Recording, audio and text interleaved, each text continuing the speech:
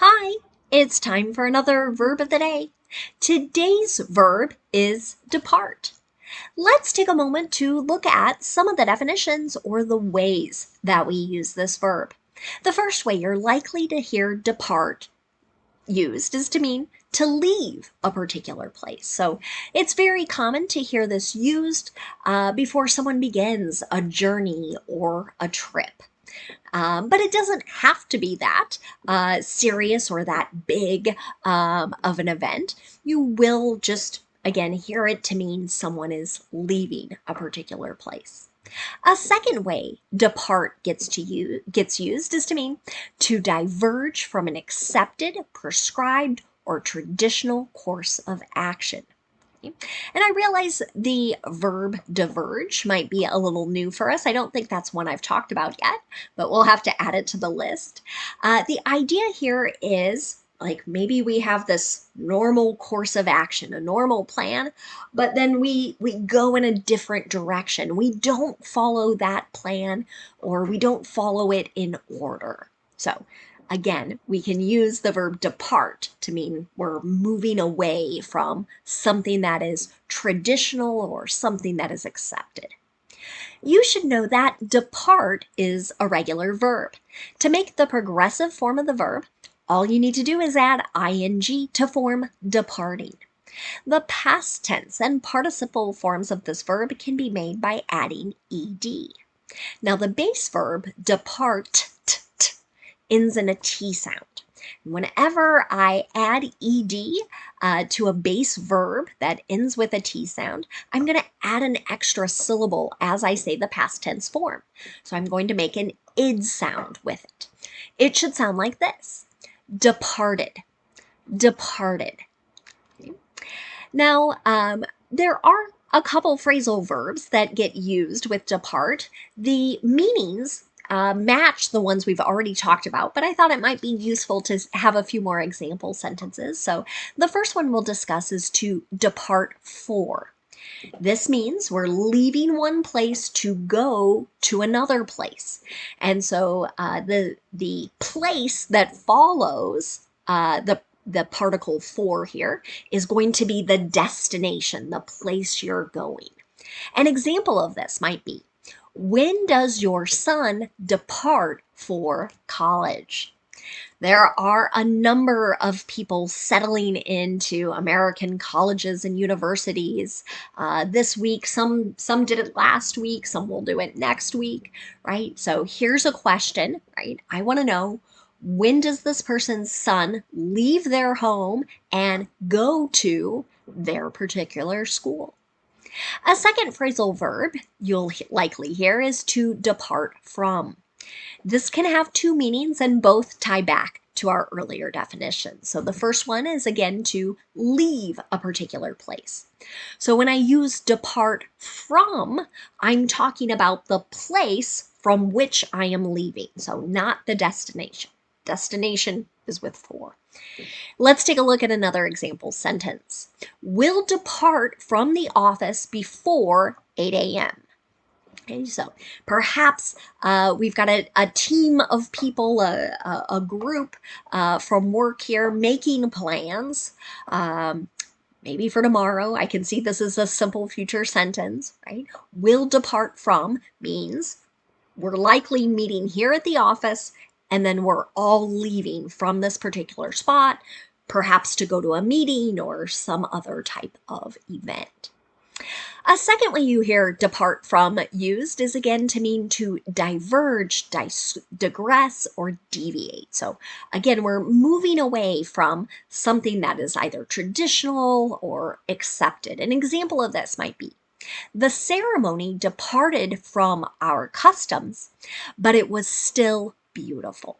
Okay, so we don't know exactly what type of ceremony, but we might have an expectation that certain things happen in a particular order. But for this particular one, it went sort of off what is traditional, what is expected here. Okay? That's why we're seeing the verb depart used. Now let's continue practicing our verb of the day, depart. And I thought it might be good for us to talk about how we give advice in English. So there are three main ways to do this, and we're going to walk through each. The most common way you hear people give advice to others is with the modal should. So when I'm telling someone, right, I think it's a good idea for you to do this particular action, right, I will start with my subject, I'll use should, and then I'll use the base verb. You can see that in my example sentence. Non-emergency personnel should depart Haiti immediately. Okay. I borrowed this sentence, I think, from a series of reports and maybe news articles where the United States government was giving this particular advice to people who were working or living, vacationing, whatever it was that brought them to this particular location. They had decided it is no longer safe. So they're telling people, you need to leave. Okay. Now, if I want to make negative advice, I'm telling someone not to do a particular action. I start with my subject, I use should not, and then the base verb. You might also hear the contraction shouldn't. That's in my example here. They shouldn't depart from the script. Okay, so here, script, written words, right? And we're saying we don't want to diverge from that. We don't want to move away from what has been prescribed. I can ask questions. I can ask someone to what I think, or what do they think, pardon, would be good for me to do or not do. An example of this might be, should we depart today or tomorrow? So notice I'm starting with my modal should, right? Then I have my subject and then the base verb. Okay, so that's my first way to give advice. A second way, and this second way is only going to be in the affirmative or only in the positive here, is with ought to and then the base verb. So you can see my example sentence here. He ought to depart very soon, right? So we might say this advice is a little stronger. Okay? And something that happens with a lot of people who are speaking, and particularly speaking quickly, is they tend to take ought to and combine them into a single word. And so I've got a kind of a shortened form there, oughta. So you might hear someone say, he oughta depart soon, oughta, right? And that's just ought to combined into a single sound. Now, let's talk about a third way to give advice in English. And this is considered to be sort of the strongest way to give advice. It's using had, better, and then the base verb. And many times when I use this had, better, and a verb, what I'm suggesting is it's a good idea to do this, and there will be consequences or there will be bad things that happen if you don't take this advice. Okay, so an example of this might be, she had better depart before 6 a.m. or she'll be late. Okay, so here, again, a little stronger than saying she should depart before 6 a.m. And my sentence, to help us understand that, shows the consequence, right?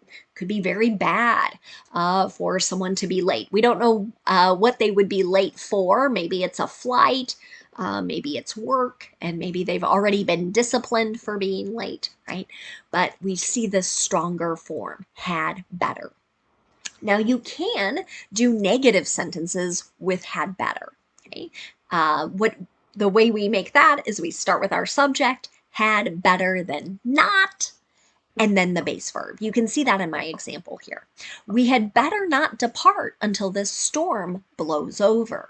Okay? So in this instance, maybe it's a winter storm, right? And the snow or the ice is bad and we need to give it time before it's safer.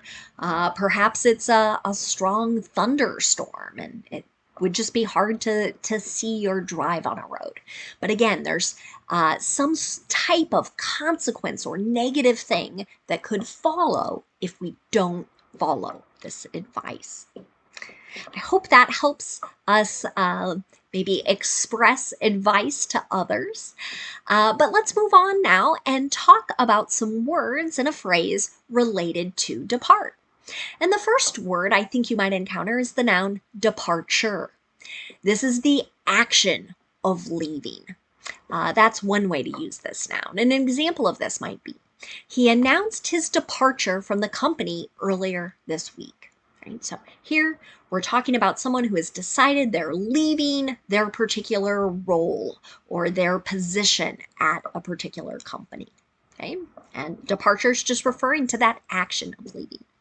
Now, a second way to use the noun departure ties back to the second definition of our verb. So anytime we deviate from an accepted, prescribed, or traditional course of action or thought.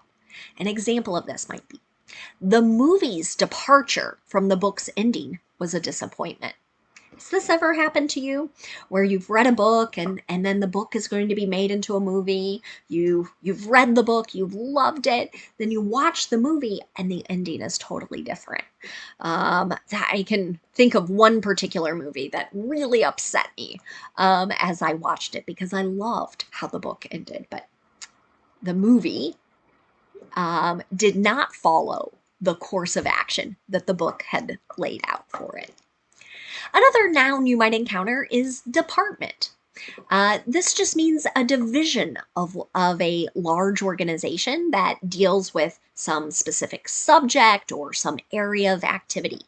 You hear department used in companies, in schools, in government organizations, and many other areas.